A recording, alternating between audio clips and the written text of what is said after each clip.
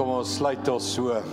Hemelse Vader, U gebruik vandag die kerk, die lokale kerk op aarde, om vir die wêreld te wys hoe groot is U. U gebruik gewone stikkende mense. Raak hulle aan met U liefde en U genade. Plaas U lig en lewe binne in hulle. En dan kyk die wêreld. Dan sien die wêreld hoe ons skyn, dan sien die wêreld hoe ons glo, dan sien die wêreld hoe ons hoop, dan sien die wêreld hoe het ons lief ten spyte van. Here, dankie dat U Lewensentrum vir 17 jaar gebruik om te wys hoe groot is U. Here, elke individu, elke mens wat hier staan, het iewers gevoel, het iewers beleef, het iewers hulle hart oopgemaak. En U liefde en U lig en U lewe het ingekom. En mense om ons het begin praat. Mense om hulle het begin praat oor, het jy gesien hoe verander hy? Het jy gesien, daar's iets niets in hom? Het jy gesien, hy het 'n ander hoop, 'n ander lewe, 'n ander liefde? En al wat dit sê is, hoe groot is ons God, wat vandag nog lewens verander. En vanoggend maak ons weer ons harte oop, en ons sê, laat die lig in ons skyn. Laat ons sien, waar werk U? Laat ons sien, Here, waarmee is U besig? Laat ons sien, hoe is U besig om lewens te verander?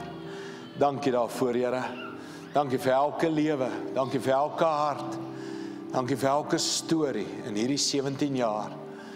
Mag almal weet, hoe groot is ons God. Dankie daarvoor, in Jesus naam. Amen en amen. Baie dankie, liewe gemeente. Dankie aan Sanet hulle ook vir die aanbiddingsgedeelte. En ja, mag jou lewe wys hoe groot is God.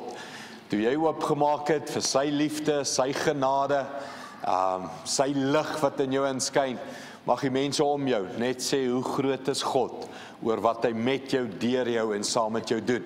Ek glo dit en vertrou dit saam met jou. Dankie ook vir die spanne en alles wat gereël is vir die dag. Ons het na die tyd deel hulle roomys uit, oranje en blou roomys. Blou en oranje. Ek bedoel, die lewe kan nie beter nie. Ek het 'n plaas in die Vrystaat en ek wil amper sê, my hart is by die Blou Bulle, so ek so happy, die Curriebeeker is klaar gewen deur my span. Maak nie saak wat teen wen nie. Yeah man, okay. Jammer vir Transvaal wat vanaand hier is. Ons sal vir Johan Ackerman bid. Okay. Right, kom ons begin vandag se boodskap. Ons praat oor die onsigbare God aan die werk in ons lewe. En ek dink laasweek het vir baie mense net so, as ek die woord eye-opener kan gebruik, is dit meer 'n geestelike eye-opener. Om net te besef, God is aan die werk. Ten spyte van alles wat om ons aan die gang is. Ek moet jou een getuienis vertel, 'n persoon wat nie in ons dienste kan wees nie, hulle stream dit van ver af, luister na die diens en bid hierdie gebed en sê, Here, waar's U aan die werk en ek werk nie saam nie. En 'n naam kom by die persoon op 'n vorige baas van 'n franchise, waarmee die persoon betrokke was, en is 'n vrou en sy SMS die persoon en sê, ek dink aan jou. En hierdie persoon laat weet terug, ek het kanker, ek het 6 maande oor om te leef, kan jy by my 'n draai kom maak? God is besig om te werk. En ons weet dit nie eens altyd nie. Ons is so blind, ons kyk so vas in die nuus en koerante en die politisie en alles wat die wêreld vir ons sê, dat ons sien nie God red mense vandag nog nie. En hier is die uitdaging, hy wil jou gebruik. Hy wil jou deel hê van daai adventure. En jy's by deadlines, en jy's by budget meetings, en jy's by fights, en allerlei goed. God's besig om mense te red. Nou, as jy wil 'n lekker hoofstuk, 'n great hoofstuk lees oor die onsigbare God aan die werk, is 2 Korintiërs 4, seker een van die beste hoofstukke. Nou, ons kan nie die hele 2 Korintiërs 4 lees nie, want die tyd daarvoor, en ek gaan nie oor die preek nie, maar kom ek lees vir jou so 2-3 versies. Net van hoe Paulus sê, hoe die onsigbare God aan die werk is. Hy sê 2 Korintiërs 4:3. Hy sê, as dit wat ek oor Christus sê, vir party mense onverstaanbaar is, of jy kan sê onsienbaar is, hulle sien nie, hulle verstaan nie wat ons sê oor God nie, is dit net hulle eie skuld. Dit is omdat hulle op pad is na die doderyk toe. Hulle het toegelaat dat die God van hierdie donker wêreld hulle blind maak. Omdat hulle nie glo nie, is hulle lewe nou pikdonker. Daarom sien hulle nie die lig wat die goeie nuus oor Christus in mense se lewens bring nie. Hierdie goeie nuus handel oor Christus. Hy wat so vol glorie en heerlikheid is. Christus is ook die ewebeeld van God. Hy wys vir ons wie God regtig is. Hy sê, as jy nie sien nie, is dit omdat die God van hierdie wêreld jou binneste pikdonker maak. Hy wys vir jou goed wat jou siel donker maak. Hy laat jou goed sien wat jou neerslagtig maak, depressief maak, pessimist maak. Hy wys vir jou, en dis al wat jy sien. En Paulus sê, as jy nie kan sien die lig van Christus nie, you're missing out. God werk, Christus skyn, lewens verander, harte word nuut gemaak, mense vergewe mekaar, dinge word nuut en vergifnis vind. Hy sê daar's amazing goed wat gebeur in die heerlikheid van Christus, maar jy is blind. Want die God van hierdie wêreld, jy kyk net na sy goed en dit verblind jou. Hoor wat sê hy aan die einde van die hoofstuk, soos ek sê, ek kan nie die hele hoofstuk lees nie. 2 Korintiërs 4:18 sê hy, ons staar ons glad nie blind teen alles wat hier met ons gebeur nie. Hy sê, daar gebeur goed met ons, ja, goed tref ons. Daar kom slegte nuus ons pad langs. Hy sê, nee, ons kyk by al ons probleme en teëslae verby. Ons oog is net op God se wêreld ingestel. Dis iets van laasweek, Elisa, né? Hulle is omring deur die vyand wat hulle wil kom aanval en kom vermoor, maar Elisa het die vermoë om verby dit te kyk. Hy sien God se wêreld en hy bid, ag Here, maak tog net sy oë oop. En sy diensknegt kyk ook verby die vyand en sien die perderuiters van vuur en die strydwaans van God wat hulle beskerm. En hier Paulus skryf presies dieselfde. Hy sê ons oog is net op God se wêreld ingestel. Nou mense, ek weet jy saam met my, ek wens ons kry dit reg, nee.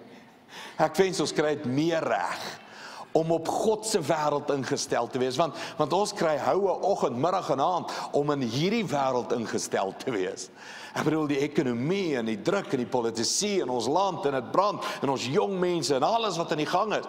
Maar kom ons bid en sê, Here, ek wil in u wêreld inkyk. Hy sê, dit wat ons vandag sien, is in elk geval môre nie meer daar nie.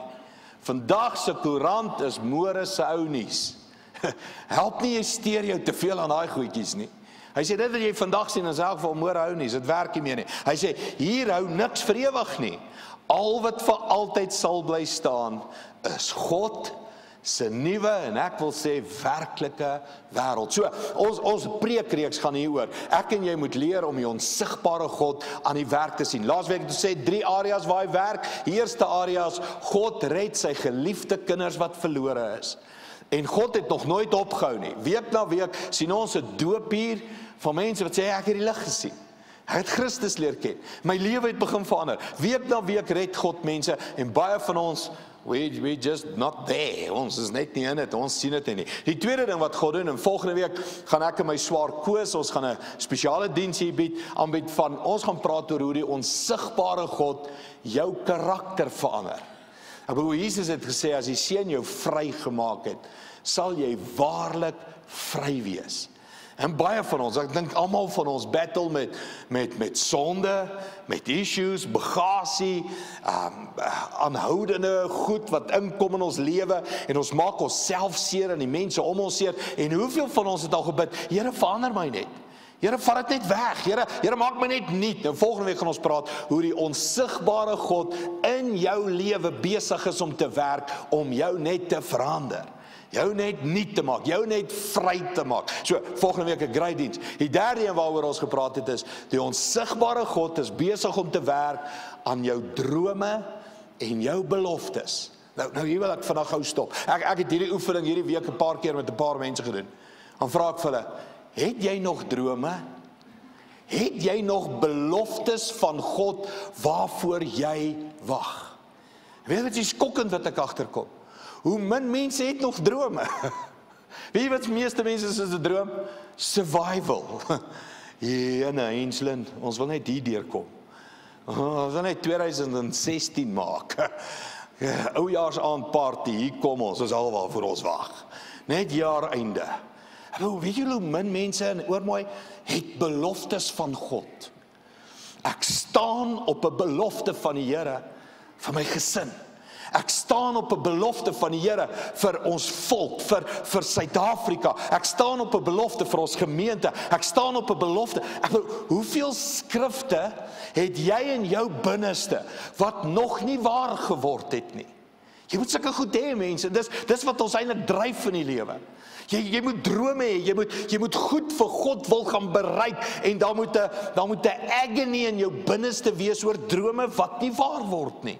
Nou, ek het hierdie week 'n ander pel van my sê, ja, hy's net in survival, en ek kyk hom in die oë en ek sê, jy gaan weer gelukkig wees. En hy begin huil. Hy begin huil oor hierdie woorde. Jy gaan weer gelukkig wees. En alwaaroor dit gaan is, kan jy vir my 'n prentjie skets van 'n beter toekoms? En ek wil vir jou sê, ja. My Bybel, as ek kom lees, is 'n prentjie van 'n beter toekoms vir elke mens, vir elkeen van ons. 'n beter gesin, 'n beter huwelik, 'n beter liggaam, 'n beter verhoudings, beter finansiëel, beter werk. Ek bedoel, dis God se plan vir jou. Maar baie van ons het so moedeloos geraak oor beloftes, dat ons wil nie meer teleurgestel word nie, en nou het ons nie meer beloftes nie. Nou ek het gegaan en net in my eie kop gedink, wat is die beloftes in my hart, wat my nog stuur, wat is die beloftes, wat my wakker, wat is die beloftes, en so 3 weke terug, 4 weke, 3 weke, 2 weke, ek weet wie tel nou, 3 weke terug, staan ek dink Michael Boucher, een van ons herders hierbo, en hy sê oor 3 weke, wat ook al, het ons 17de verjaarsdag by Lewensentrum, en hy gebruik hierdie woorde, hy sê, ons is in ons tienerskoene, 17, lekker tienertyd. En ek staan daar bo en ek luister en ek dink, ja, 17, ek onthou die tyd toe ek 17 was. En toe wil ek die liedjie sing, 17 again. Nee, ek joke, geen liedjie het by my opgekom nie. En ek dink aan, toe ek 17 was. En ek sal nooit hierdie dag vergeet nie. En hoor, hierdie is 'n true story. Ek was 17 jaar oud, hierdie Oktober tyd, en dis eindeksamen, ek was vroeg in die skool gesit, want ek sê, nee, niks, okay, ek wil nou net droog weer begin maak, maar okay, ek 17 in matriek, en ek skryf eindeksamen, en hier's waar ek swat, langs die swembad, okay, want 'n lesenaar is vir nerds, okay, ek swat langs die swembad, lê op 'n handdoek, en ek lees Bybel, in plaas van om te swat, okay, dis hoe ek groot geword, en ek lees Bybel, ek sal nooit hierdie vergeet nie, ek 17 jaar oud, en ek lees Efesiërs 4.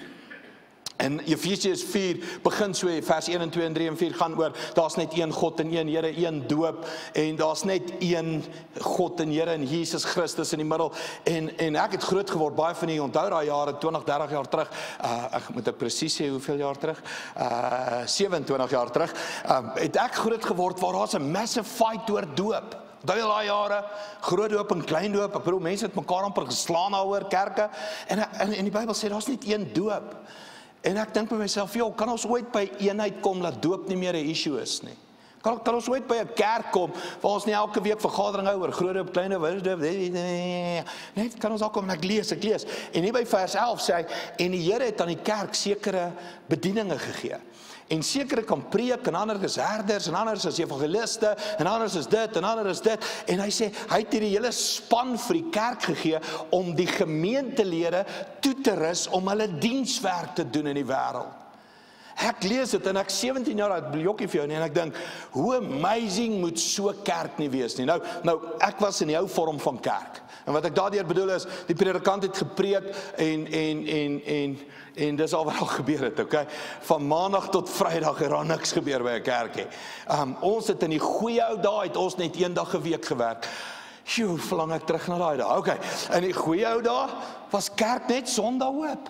Die res van die tyd was kerkperseel die beste perseel vir 'n boemelaar om onder 'n boom te lê. Dit was lekker plekke daai, okay? Maar ek droom van 'n kerk wat elke bediening of elke lidmaat ontdek sy bediening en is deur die week net so besig so Sondag, en ek begin droom. Nou ek wil net vinnig vir jou, ek kan nie die hele Efesiërs 4, maar hoor net gou vers 12, hy sê hierdie mense, dis nou die ouens met die bediening, met die spesiale gawes wat hulle gekry het, werk saam om die gemeente te help en voor te berei om hulle werk as Christene in die wêreld goed te kan doen. Hy sê bedieninge, my werk is om jou toe te rus om jou werk goed te doen. Nou ek het in 'n kerk groot geword waar die lidmate geen werk gehad het nie, net die predikant het werk, as dit kom by Jesus. En ek droom van 'n kerk waar lidmate besef, hoor jy, ek's ook geroep. Ek het ook 'n bediening, ek het ook gawes, ek ontmoet ook mense, en ek kan ook 'n werk doen. Hy sê, waar jy hulle werk, om hulle werk goed te doen, op die manier sal die liggaam van Christus, of die kerk, sterk word, en kan wees wat dit behoort te wees. So sal ons al hoe nader aan mekaar beweeg, en al hoe meer 'n eenheid vorm. Saam sal ons die Seun van God beter leer ken, en meer op hom vertrou. Dan sal ons soos geestelike groot mense word, soos volwasse in ons geestelike lewe, soos Christus self. Nou die storie gaan aan, hy sê volwasse Christene word nie heen en weer gegooi deur elke lering nie, en die liggaam van Christus werk, ons gaan hierdie hoofstuk in detail nog tackle Januarie. Maar al wat ek wil sê is, ek droom op 17-jarige ouderdom van 'n kerk. En hier's woorde vir jou. Ek droom van 'n kerk wat ek self gaan begin van scratch af. Ek droom van 'n kerk wat uit duisende mense uit gaan bestaan. Ek droom van 'n kerk wat bedieninge deur die week gaan hardloop, waarby ek glad nie eers betrokke is nie. Ek droom van 'n kerk wat uit klein groepe uit bestaan. Klomp communities van believers wat na mekaar kyk en versorg en vir mekaar lief is. Ek droom van 'n kerk wat deur die week woordskool, waar gewone lidmate hulle Bybel leer ken en groei geestelik. Ek droom van 'n kerk wat amazing dinge doen in welsyn, wat duisende kos uitdeel vir arme mense. Ek 17 jaar oud, ek lê langs 'n swembad, in plaas daarvan dat ek leer, begin ek droom. Ek droom van 'n kerk wat 'n verskil maak in Suid-Afrika. Ek droom van 'n kerk wat boeke uitgee en CD's en musiek en net werk doen wat, ek kan nie, wat 1989 dink ek was ek, of 88 of so iets was ek in matriek gewees. In daai jare was daar nie sulke kerke nie, mense. Daar was dalk 1 of 2 kerke in Suid-Afrika, wat bietjie meer as 2000 of wat mense was. Maar ek leer aan, ek droom van hierdie kerk, wat TV en bedieninge en ministries, en net, ek sien net al hierdie goed. Nou, hier is die realiteit. Toe ek in my 40's kom, 40, 1, 2, 43, toe het al die goed van daai droom waar geword. Hoe amazing is dit nie? Dat 'n 17-jarige seentjie Bybel lees en dink, God kan iets amazing met sy kerk doen. En hoe kerk lyk in die 1980's is nie te sê dis hoe kerk hoef te lyk 2016, 17, whenever, kerk kan beter wees. En ek droom het. En ek sien dit in my lewe gebeur. Not all there yet, maar ek sien dit. Ons het nie almal al die paadjies gestap van bediening ontdek en volwassenheid en geestelike groei is vir ons almal belangrik en Bybel lees en ons is nie almal daar nie, maar daar's 'n klomp daar. En in my lewe het ek 'n klomp mense gesien skuif en groei en groei en groei en groei. En ek wil vir Lewensentrum sê, julle is amazing. Julle is 'n amazing plek van gelowiges. Ek bedoel, dit wat ons hier week vir week beleef, mense, duisende ander mense in Suid-Afrika beleef nie dit nie. Sikkelende kerkies wat van die oggend tot die aand net beklei oor politiek en teologie en mense en skinder en dit en daar. Daar's nie groei, daar's nie ontplooi, daar's nie hierdie lewe van Efesiërs 4 nie. En ek wil vir julle sê, julle is 'n amazing kerk, wat die woord vat, wat na julle toe kom, wat die woordskool en die selgroepe en die lesse en die herders en die jeug en tiener, al hierdie goed wat na jou toe kom, jy vat dit en jy groei en jy werk saam. Ek bedoel, mense, ons miracles is een van die grootste welsyn events in hierdie land. Ons hou het stil onder die radar, want ek het as redes, maar mense, ek dink laas jaar het ons vir 17,000 mense kos gegee. Wel, dis amazing wat julle doen. Daar's een stukkie van hierdie droom wat nog nie waar geword het nie. En is een stukkie wat nogal hy krap my nog. En is dat ons eie gebou moet kry, ons eie stuk grond. Julle weet die gas wat ons hier het, ek bedoel, stap nou uit en kyk die parkering, stap nou op en kyk ons arme kinders, waar is hulle ingedruk en voel hoe warm is dit, as jy nie warm kry nie, kyk maar net, okay. Ons gebou is chaos, ons parkering is chaos, en ek bid, julle weet, hierdie ding het my, die Here krap my hierso, en dis jare wat ons bid en bid en bid, en hierdie laaste jaar veral het ek sê, Here, dis nou, die grond moet kom, die grond moet deurkom, en ons is lekker, amazing ver met die transaksie, en hy kan hierdie oomblik deurkom, Ja, liewe Jesus weet, ek kom net nie deur nie. Nou, as jy my raak vra, Andries, ons drome vorentoe, toekoms, gaan na grond kom, ja, ek het baie beloftes. Ek net vir jou noem, Jesaja 54:2.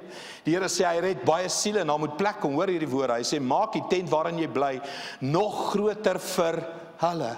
Span nog meer seile, maak die tenttoue langer, kap die tentpenne verder weg in, jy gaan uit jou nate bars, ons is klaar besig, fisies en die kerk, nee ek joke, okay, jy gaan uit jou nate bars, jou kinders gaan die ander nasies oorrompel, hulle gaan in dorpe bly wat verwoes was.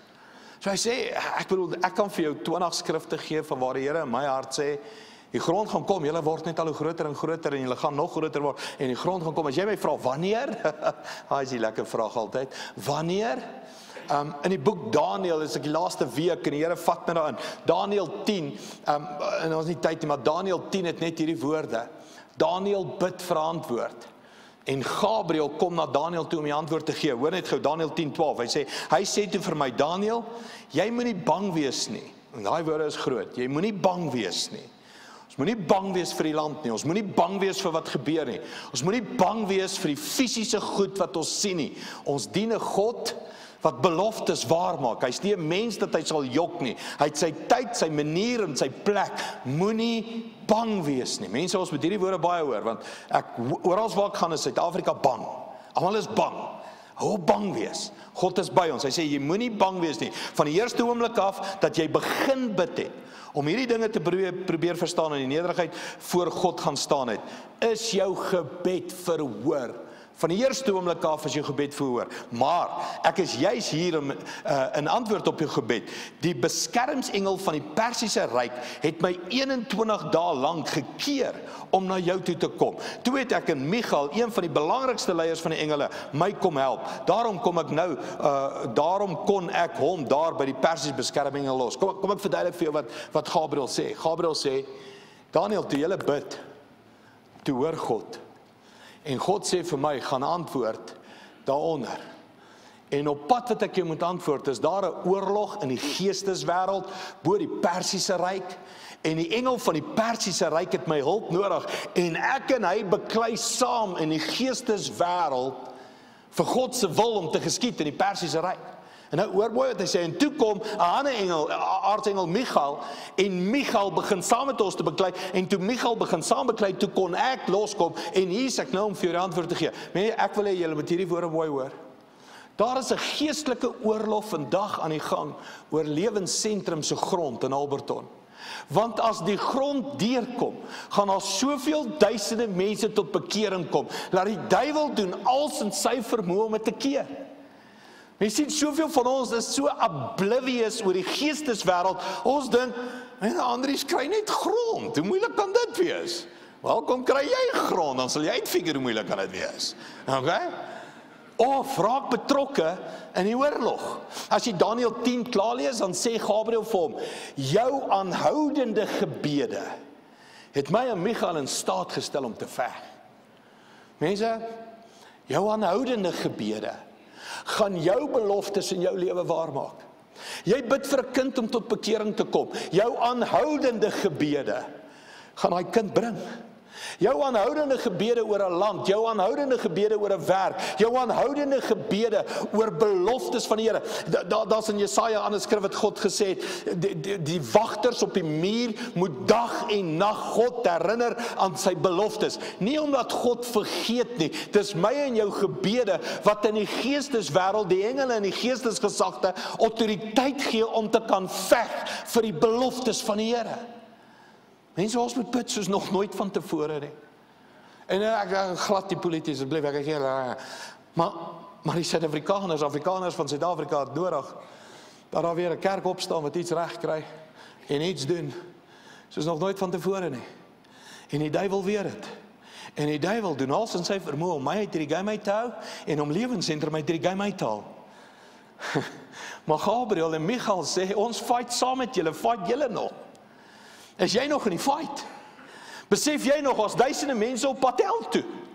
Besef jy nog as mense wat verlore gaan en geen hoop het, as kinders wat hel toe gaan en geen hoop het nie, omdat daar nie 'n kerk is wat 'n stem het, wat skree, daar's nog hoop en 'n God wat werk nie. Mense, ons kort dringend ons grond. En ek roep Lewensentrum om te bid en te vas en te huil en te smeek soos nog nooit in jou lewe. Dat die geesteswêreld die oorwinning sal behaal wat dit moet en ons sal skielik oornag sal grond deurkom en dinge sal deurkom en goed sal in plek val, want dis hoe God werk. Nou hier is my woorde, ek dink God gebruik hierdie grond om my en jou uit ons tienerskoene uit te haal en ons te vat na volwassenheid toe. 17, ons kerk 17 jaar oud, ons kan tienerdrome hê. Jippie, okay? Moet ek vir julle 'n paar tienerdrome gee? Nice goals. Kom aan, 17-jarige tieners, moenie my so aankyk, julle is geen heilig is nie. Okay? Dis alwaar oor 'n 17-jarige droom, okay? Jy kan oppervlakkige tienerdrome ook in die gees hê. Oppervlakkige tienerdrome is iets van meer mense getalle en almal applous ons en ons is suksesvol en ons is dit. Mense, kan ek hierdie woorde gebruik? Been there, done that. Kom aan, Lewensentrum. Ons het al goed aangebid, ons het al goed gedoen, ons het al goed bereik. Been there, done that. Ons het ander drome. Ons het nie meer tienerdrome nie. Ons het hierdie ander drome in ons hart van om 'n kerk te wees wat regtig bestaan uit totaal toegewyde geesvervulde volgelinge van Jesus Christus. Ons het 'n droom om 'n kerk te wees wat 'n passie het vir 'n gebroke wêreld. Stikkende mense mag tuis voel by ons. Ons word nie insecure of ons word nie getouch as mense na ons toe kom en hulle is opgemors deur die lewe en ons is nie bang daarvoor nie. Inteendeel, ons maak ons arms oop daarvoor. 'n Volwasse kerk wat nie skaam is om te sê ons het foute nie. Ons het sonde, ons kom ook goed tekort, maar wow, ons glo in 'n God van genade en ons roep mense om tot bekering te kom. Ons droom volwasse drome. En God is reeds besig om dit te doen. Ek het vir jou nog 'n skrif daar, jy kan hom gaan lees. Jesaja 43, hy sê hou op, kyk na die verlede, hou op, terugkyk. God is besig om iets nuuts te doen. En iets nuuts is, hy vat Lewensentrum in volwassenheid in. Nou hiermee wil ek afsluit. Wat is volwasse drome versus tienerdroom? Jy het daar so 'n akroniem daar in die blaadjie. Hulle praat in die kerkwêreld van die mense hou hulle besig met die ABC's van kerk. Kom ek gee vir jou. Wat is die ABC's van kerk? Die ABC's van kerk is attendance, hoeveel mense kom kerk toe, buildings, het ons 'n gebouetjie, en cash. Geld is altyd daar, okay? ABC van kerk. Nou hier's tienerdrome. Tienerdrome is, ons wil net die ABC's oorleef. Ons wil net die ABC's reg kry. Met ander woorde, ons wil net 'n paar mense in ons geboue hê. Ons wil hom net iets soos 'n gebou hê. En ons wil net genoeg geld hê om die predikant se rekening te betaal. Vir jare is dit hoe kerk in Suid-Afrika function. Ek ken predikante, ek ken baie predikante. 99% van hulle se koppe is in die ABC's. Ons het 'n goeie Sondag gehad, daar het mense gekom. Ons het ons gebouetjie en hy staan daar op die hoek en hy's pragtig. Ons het genoeg geld. Ons kon alles dan betaal hierdie maand. Nou mense, hoor gou mooi, Andries, Lewensentrum, tienerdrome, ABC's is nie genoeg vir hierdie plek en hierdie mense nie. Ons drome is iets van, ons gaan aan met die ABC, ons droom D en E. Ons droom verder, ABC, ons het dit bereik. Mense, A, attendance, ek bedoel julle weet wat hier aangaan. Op enige given Sondag sit die 2000 mense in hierdie gebou. Ons het tussen hakies 7000 lidmate. So op enige Sondag is daar 5000 plus mense van ons. Buite dat hulle nie in die kerk is nie, ek judge hulle glad nie, want raai wat, daar is in elk geval nie vir hulle sitplek.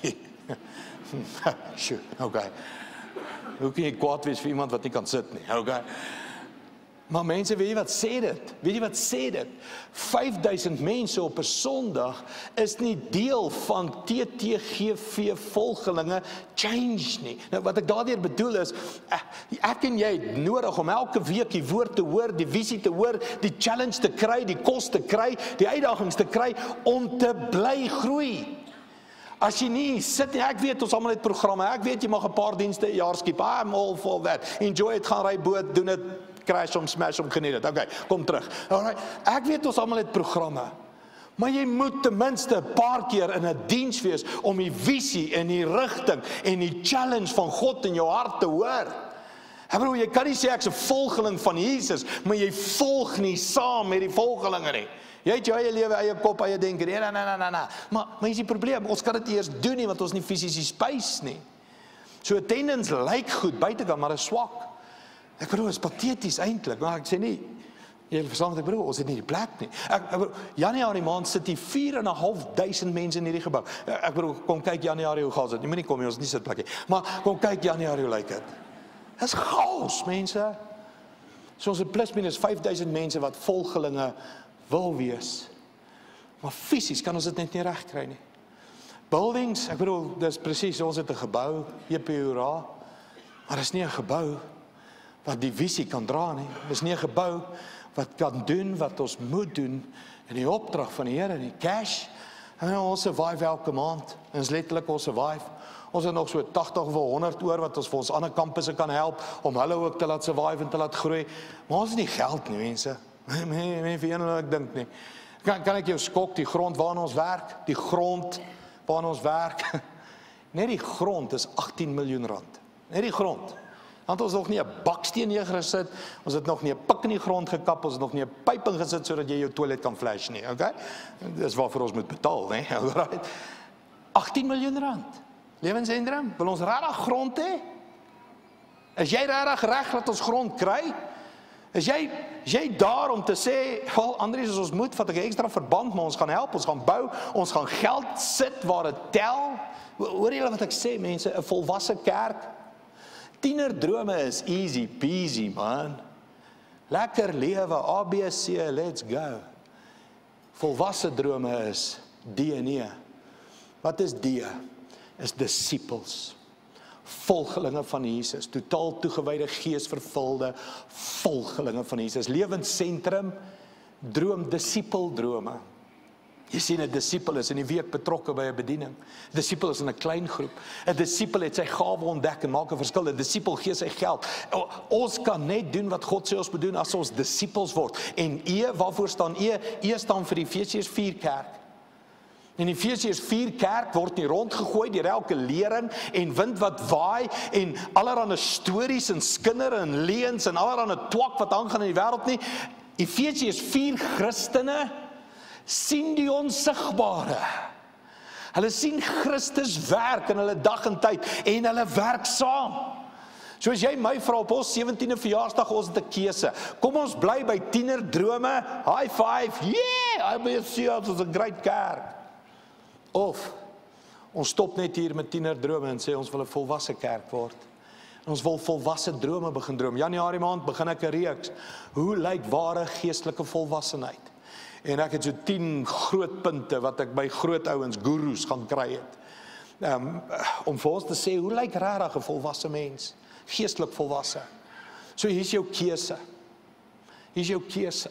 Gaan jy by tienerdrome bly?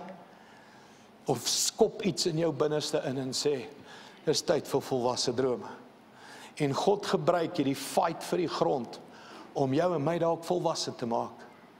En te sê, weet jy, dis tyd dat ek dit beklei of begin beklei vir iets groters as ek. Iets groters as my werk. Iets groters as net hierdie klein sirkeltjie van my lewe. Ek wil begin beklei in die geesteswêreld saam met Gabriël en Michael. Dat daar 'n plek kom waar duisende mense kan sit en hoor en tot bekering kom en gawes ontdek, bedieninge uitleef, welsyn doen, sending doen en 'n land van 'n senter af begin bedien en verander. Dis volwasse drome. Ek roep jou vandag. Ek roep jou. Wil jy deel wees daarvan? Dan moet jy in jou binneste begin sê, ek wil sien waar werk die onsienlike God aan ons drome en beloftes. Ek wil saam met Michael hulle begin bid. En dalk moet jy begin bid vir jou kinders, dalk moet jy bid vir jou huwelik, dalk moet jy bid vir 'n saak wat massive is, van die redding van mense en lewensverandering. Dan is dit fyn, nou hoef jy nie saam met ons te bid vir die grond nie, maar as jy nie een van die ander groot sake het nie, begin saam met ons te bid. Laat die Here doen wat die Here gesê het hy gaan doen. Ons moet ons tentpenne weier maak. Ons moet seile span, want die Here wil mense red in 'n tyd soos hierdie en ons moet hulle kan help. Ons moet hulle kan bedien. Sal net hulle gaan vir ons 'n lied doen. En die lied gaan daaroor, ek kan weer droom. Ek kan weer droom, want God is 'n God van liefde en genade. En dalk moet jy net weer begin droom oor beloftes. Dalk moet jy net weer begin besef, God het vir jou beloftes, vir jou drome, vir jou lewe, vir jou bediening, vir jou gawes, vir jou gesin, jou familie. Jy moet weer begin droom. Dalk moet jy dit saam met ons begin droom en sê, die Here wil iets in hierdie land doen en hy wil ons nog steeds gebruik. En ek en jy met daai fight, wat Gabriel en Michael ons roep om te fight, want van die eerste oomblik af wat ons bid, het die antwoord begin kom, maar daar is 'n fight aan om die antwoord by ons te kry. Kom ons luister na hierdie lied.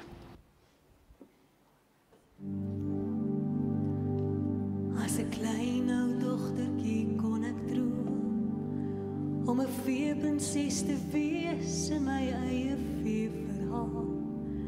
Alle oë op my, almal pop in my droom. Niks kan mos verkeerd gaan, my mooiste veeverhaal. Maar dan gebeur die lewe, ek kry 'n ander rede. Meeste van my drome word in modder vertrap. Dan gebeur die lewe, ek sukkel om te vergewe. Naïwiteit word opgegooi op die lamp. Maar ek kan weer droom en dit keer die net vir my. Ek kan weer droom en weet jy ek voel bly. Ek kan weer droom, ek voel uiteindelik vry. Die heel mooiste droom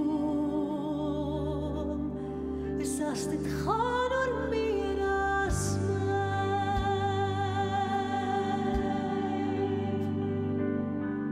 Iewers langs die pad het ek genade gekry. Toe ek trompop vaskyk teen 'n man aan 'n kruis. Die mooiste verhaal word 'n werklikheid vir my. Van iemand wat my liefhet, my hart kom tuis. Gee al my lewe en kry 'n ander rede. Hy roep my om die pad saam met hom te stap. Hy word my hele lewe, hy het alles reeds vergewe. Ek wil hom blindelings volg, elke tree met hom stap. En ek kan weer droom, en die keer die net vir my. Ek kan weer droom, en weet jy ek voel bly. Ek kan weer droom, ek voel uiteindelik vry. Die heel mooiste droom is as dit gaan oor meer as my. Ek kan weer droom, en die keer die net vir my. Ek kan weer droom, en weet jy ek voel bly. Ek kan weer droom, ek voel uiteindelik vry. Die heel mooiste droom is as dit gaan oor meer as my. Hier laat my drome altyd gaan oor meer as my. Kom ons sluit ons so. Wat 'n droom, wat 'n belofte, wat 'n profesie, wat 'n skrif is daar in jou lewe wat nog nie waar geword het nie. Wat 'n prentjie van 'n beter toekoms sien jy? En jy wonder, Here, gaan dit ooit waar word? Here, hoor jy as ek daarvoor bid? Here het hierdie droom in my hart geplaas om 'n verskil te maak in mense se lewens, om iets te bou, om iets neer te sit, om iets te begin, om 'n bediening aan die gang te kry, wat lewens gaan aanraak. Wat se drome is binne in jou vandag? Is dit tienerdrome? Is dit all about me drome? Of is dit volwasse drome? God geïnspireerde drome wat 'n verskil maak in mense se lewens. Hemelse Vader, dankie dat U besig is om te werk aan goddelike drome binne in mense. Here, U het vir mense, vir ouers, beloftes gegee oor gesinne en kinders.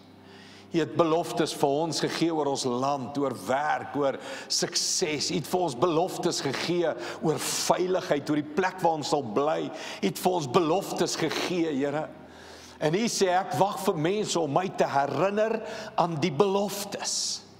Het vir ons beloftes gegee oor 'n groter stuk grond en geboue, waar duisende kan tot bekering kom en bedieninge kan vervulling kry, en waar mense se lewens kan transformeer, op elke fase van hulle lewe, gees, siel en liggaam. Here, U het vir ons beloftes gegee, dat U koninkryk sal kom in Alberton en omgewing en in Suid-Afrika.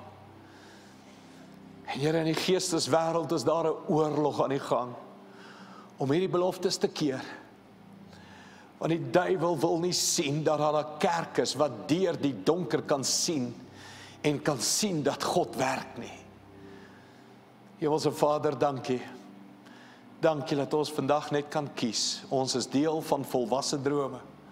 Ons word deel van disippelskap, Efesiërs 4 kerk. Ons word deel van gee, commit, stap, groei, bid, soek. Ons word deel van 'n oorlog om te sien hoe daar redding plaasvind in ons hele land. Dankie daarvoor, Here. Dankie vir 'n kerk wat vir 17 jaar so getrou hierdie challenges vat. Dankie vir 'n kerk wat vir 17 jaar elke uitdaging vat wat sy pad langs kom, om te sê, laat U koninkryk kom. Dankie vir die mense, Here. Seën hulle met oë wat sien hoe U werk. Dankie daarvoor, Here. In Jesus naam. Amen en amen.